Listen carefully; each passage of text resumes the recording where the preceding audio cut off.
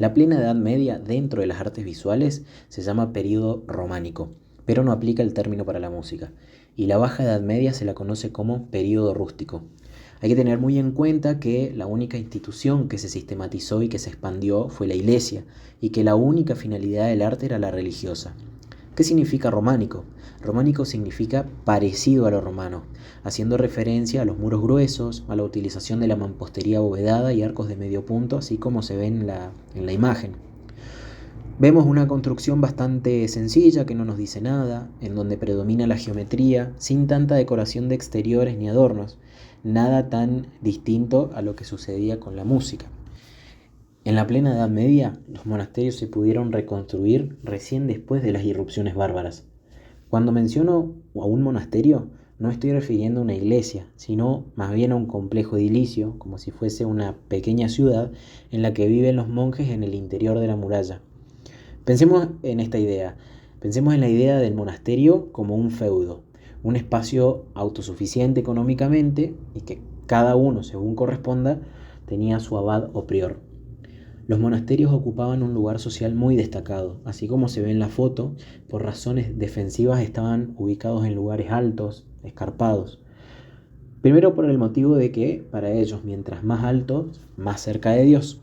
Y también porque de esa manera ponían mayor obstáculo al profano que accedía a ellos en el camino hacia las divinas indulgencias y sabiduría. En los monasterios estaban los monjes.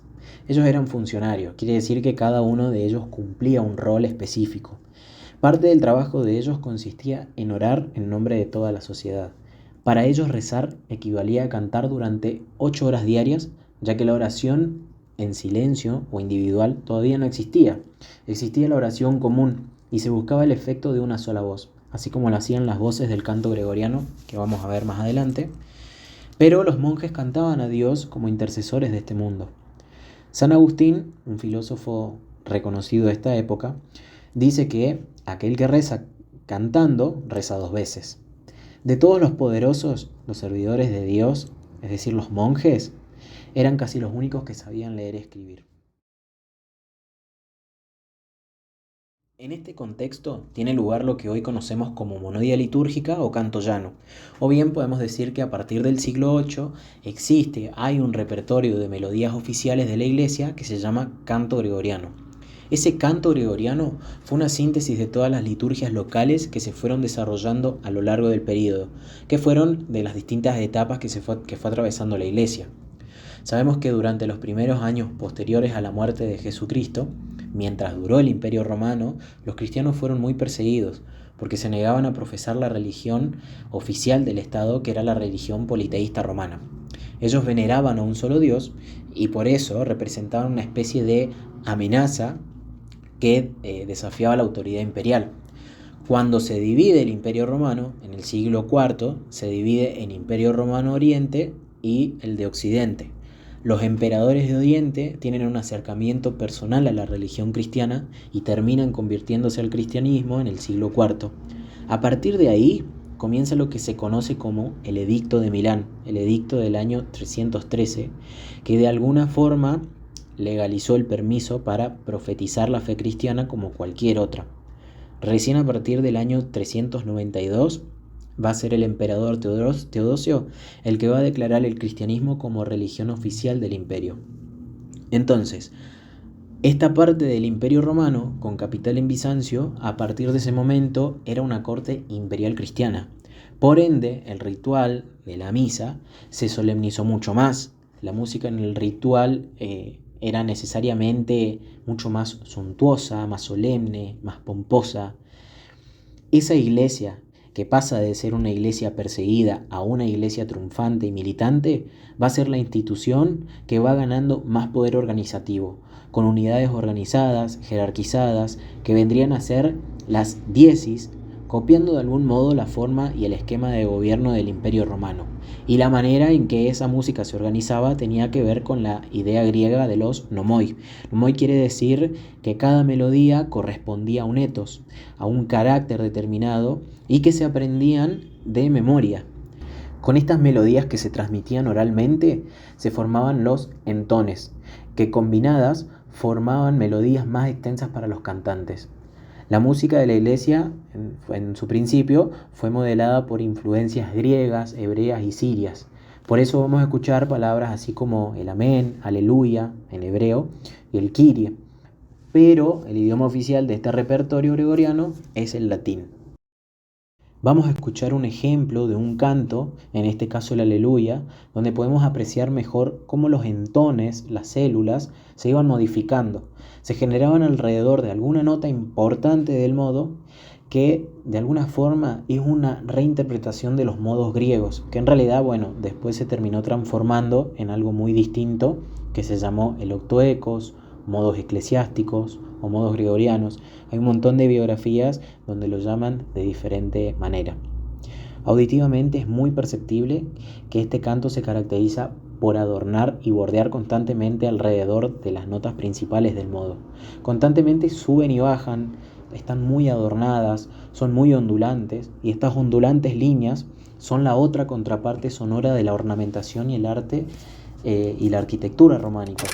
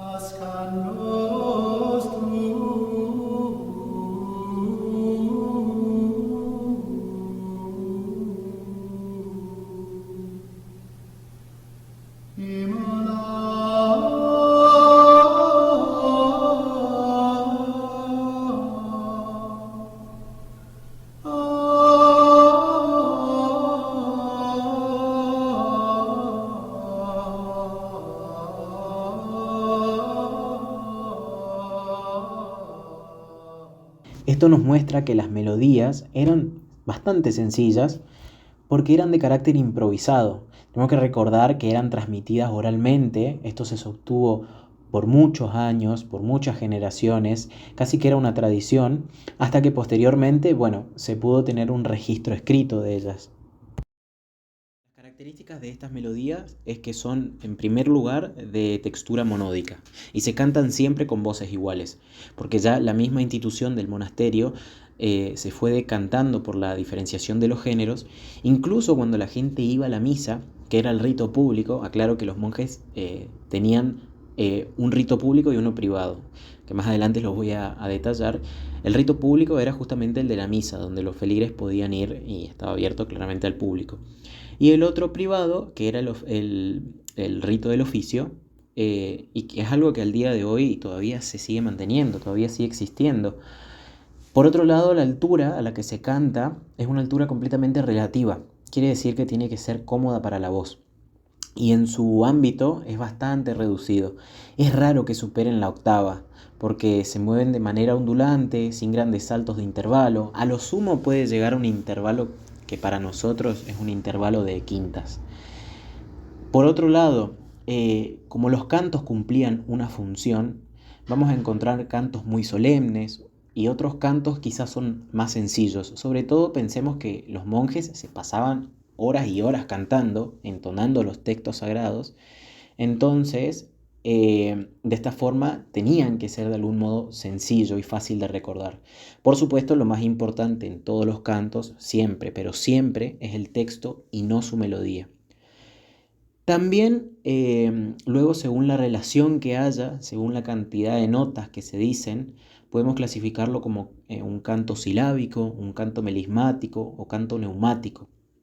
En el caso del ejemplo que escuchamos del Aleluya, podemos decir que es un canto melismático.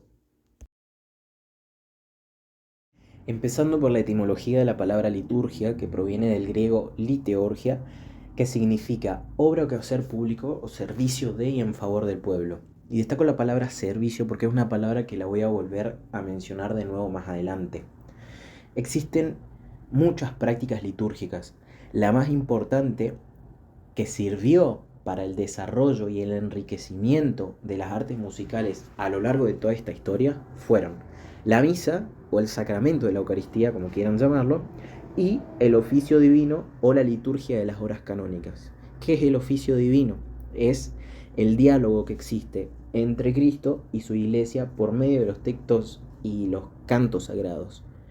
Este oficio se organiza en 7 horas canónicas. Actualmente esas 7 horas canónicas son maitines o el oficio de lectura, laudes, tercia, sexta, nona, víspera y completas. Hasta acá sabemos que la misa es una celebración, y es la celebración de la pasión, muerte y resurrección de Jesucristo. Y lo que se conoce como el sacramento de la Eucaristía, en la misa, es la celebración más importante que tiene la Iglesia Católica. A lo largo de la historia, sabemos que la misa fue sometida a grandes cantidades de reformas, y la celebración de la misa se estructura en 4 grandes secciones: en los ritos iniciales, la liturgia de la palabra, la liturgia de la Eucaristía y, por último, finalmente, los ritos conclusivos. Si hurgueteamos en internet y buscamos a partir de qué momento de la historia comienza a utilizarse el término misa, vamos a encontrar muchos artículos que indiquen a partir del siglo IV. A partir de ese siglo IV se desarrollan en la joven iglesia 2 tipos de ceremonias religiosas, que ya las mencioné al principio del video. Una es el ritual de la misa, ahí nace el ritual de la misa. Y la otra es el oficio u horas canónicas, que, como dije antes, son las reuniones dedicadas al canto de los salmos, lectura y de las escrituras. La liturgia no se fijó por azar, sino que la liturgia se fijó en relación a un calendario anual, también conocido como año litúrgico, de fiestas fijas, por un lado, y por el otro, fiestas móviles. El calendario litúrgico, ¿qué establece? Establece qué cantos deben emplearse en cada día del año. El año litúrgico se desarrolla en torno justamente al misterio de Pascuas, que progresivamente se fue añadiendo las celebraciones de otros misterios de la vida de Jesús, como ser la Navidad, la Epifanía. ¿Qué rol cumple la música en esta liturgia? La música viene a acompañar y solemniza las acciones litúrgicas. Seré insistente en esto, pero es para terminar de concluir la idea. Entonces, diariamente se celebran 2 tipos de liturgia: la liturgia de la misa y la liturgia de los oficios u horas canónicas. ¿Qué son oficios? Son servicios repartidos a lo largo del día. Son servicios religiosos. Para los monjes benedictinos, los servicios eran los 7 que nombré anteriormente: maitines, laudes, prima, tercia, sexta, nona, víspera, completas. ¿Y cada cuánto hacían esto? Cada 2 horas y media, 3. Antes del amanecer, a las 6 de la mañana, a las 9, a las 12, a las 15, al atardecer y antes de irse a dormir, antes de retirarse. Esos eran los servicios religiosos que ellos prestaban. Entonces sabemos que hay un orden, que la liturgia se rige de algún modo por este calendario, por este año litúrgico, que por un lado tiene fechas fijas y por el otro lado fiestas móviles. Y lo digo porque a veces sucede que sí, que asistimos a misa y decimos: pero yo me sé toda la misa entera, si el sacerdote siempre va a terminar diciendo lo mismo. Bueno, hay misas y misas, hay liturgias y liturgias.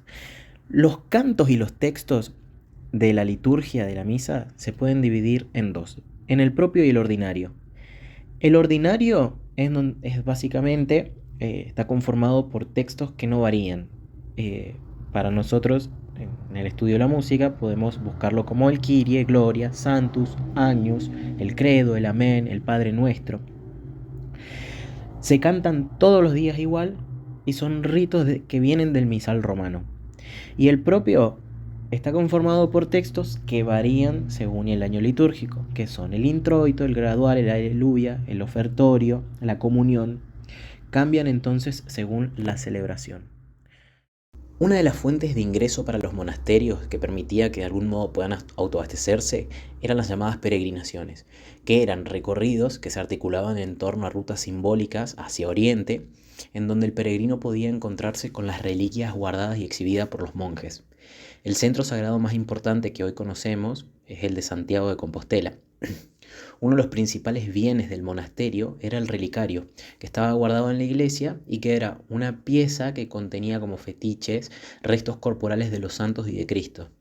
La fe en las reliquias constituía una garantía de que el santo intercediera en las oraciones presentadas a Dios y que de esa forma se les otorgue el salvoconducto o conocido como indulgencia, que de algún modo eso lo presentaban al momento del juicio final o del Apocalipsis. Recordemos que dentro de la cultura románica estamos situados en el año 1000, donde se supone que vendría el Apocalipsis, suponiendo el fin de los tiempos. Otro punto importante es que, al igual que la arquitectura religiosa, los peregrinos se orientaban simbólicamente a Oriente, como podemos ver expresado en esta imagen del laberinto trazado en el piso de uno de los centros de peregrinación más destacados de la Catedral de Chartres, cerca de París, en donde los peregrinos caminaban de rodillas en círculos, esto es de manera simbólica, ¿no? Porque se supone que en el centro se encontraba Oriente, la Tierra Santa. Actualmente muchos religiosos todavía siguen estas prácticas. La iglesia del monasterio era la obra de arte por excelencia del románico. Hay que acordarse de que las iglesias estaban por fuera del monasterio, no adentro. En este dibujo que está acá se puede ver el exterior de una iglesia románica, que en su totalidad es una ecuación que simboliza el orden cósmico. Toda iglesia, en tanto su expresión de las direcciones del cosmos, está simbólicamente orientada hacia el este, lugar del altar, que es la cabecera de Cristo y dirección de Tierra Santa. Además, que el oriente simboliza la aurora, la luz de cada mañana que se levanta, disipando la ansiedad, proclamando la victoria del bien sobre el mal, de la luz sobre la oscuridad, de Dios sobre el diablo, de la vida sobre la muerte. Bueno, esto que estamos viendo de forma curva era la cabecera del templo. Los templos románicos tienen la estructura de una cruz, obviamente por razones simbólicas.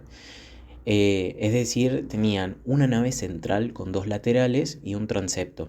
Imagínense como si fuesen dos rectángulos, uno terminando en una curva que era la cabecera donde estaba el altar y otro que lo atravesaba, en donde se levantaba la cúpula, que era donde penetraba la luz, que es una expresión de lo divino.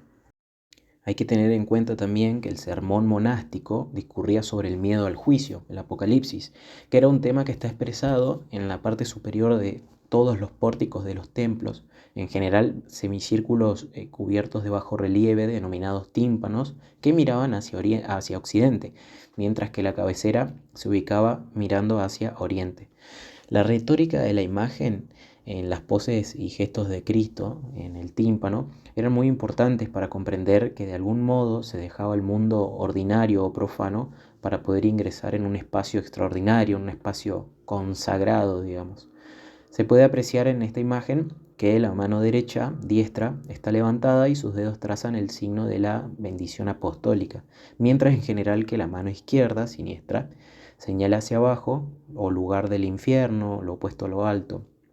La composición del tímpano carecía de un principio de unidad de todas las partes al todo sin perder su individualidad que era característica del arte clásico.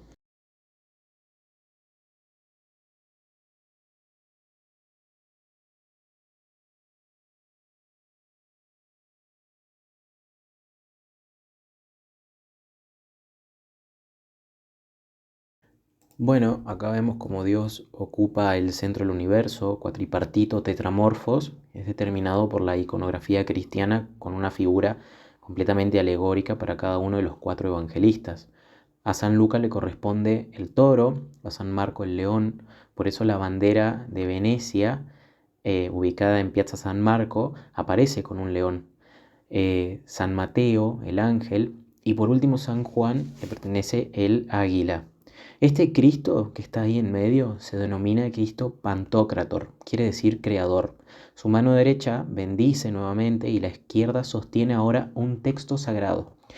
Acá vemos que la distribución espacial, derecha-izquierda, arriba-abajo, este-oeste, además de comunicar valores morales, políticos y sociales, significa también las zonas corporales. La mano derecha o diestra, por ejemplo, significa la bondad del Señor para con sus elegidos en el día del juicio final, eh, levantada en el acto de bendecir, que garantiza y señala al cielo. Bueno, a comparación de lo que veníamos viendo, hay un contraste importante que tenía justamente el exterior despojado y austero que había descrito antes, con este interior de la iglesia, que era la parte más importante del mundo monástico. Además de las pinturas al fresco que se podían ver, los peregrinos quedaban impactados por los mosaicos, que es una técnica importada de Oriente por el Islam. Este Cristo que estoy mostrando acá está hecho con una técnica, que es la técnica justamente del mosaicismo. Este Cristo, como dije, es el Pantocrator, creador. Muchas veces los mosaicos estaban esmaltados con oro, entonces la luz del día por alguna ventana se filtraba y por los dorados se ve como brilla, refulge del todo. Lo interesante es que ya no es un Cristo apocalíptico que juzga, ya no tiene un dedo señalando, una mano señalando, sino que es un Cristo que contiene, completamente tiene los brazos como abiertos. Bueno, es una observación de la época nada más. Y abajo, excepcionalmente, esto también es una observación, aparece la Virgen con el niño. Digo excepcionalmente porque el culto de la Virgen fue una novedad en el cristianismo que comenzó después, comenzó en el siglo XIII y se definió en realidad por concilio. Pensemos que desde un punto de vista del androcentrismo, la cultura patriarcal del judeocristianismo eh, básicamente es que la Virgen no forma parte de la Santísima Trinidad, o sea, nosotros decimos Padre, Hijo y Espíritu Santo, que sería el misterio principal del cristianismo. Más bien, la Virgen muere efectivamente como una mortal y asciende hacia el cielo, donde es recibida por Dios, Padre y el Espíritu Santo, pero no se nombra a la Virgen claramente.